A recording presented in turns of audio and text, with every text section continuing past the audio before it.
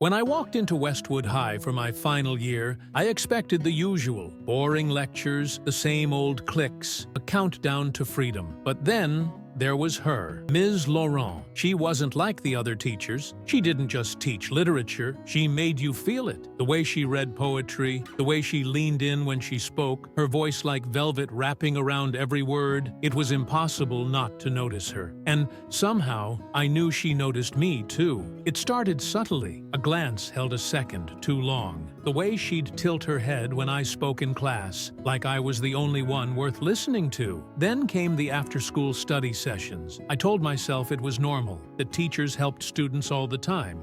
But when we were alone in that quiet classroom, with only the dimming light from the windows and the scratch of my pen against paper, there was nothing normal about it. One evening, as I stood by her desk, she reached over to correct something in my notes, her hand barely brushing mine. It was a touch so brief, so feather-light, but it sent a current through me that I knew she felt too. She inhaled sharply and pulled back, her expression unreadable. "You're very passionate about literature," she murmured, eyes locked on mine. "Only when the right person is teaching it," I said, barely recognizing my own voice. A flicker of something, hesitation, temptation, passed through her eyes before she turned away. From that moment, everything changed. She started avoiding me in class, but when our eyes met, tension was undeniable. Then, one evening, a storm knocked out the power as I stayed late to finish an essay. Everyone had gone home, except for her. The rain hammered against the windows, the flickering candlelight from her desk casting shadows across the room. I should have left, but I didn't. "You shouldn't be here,"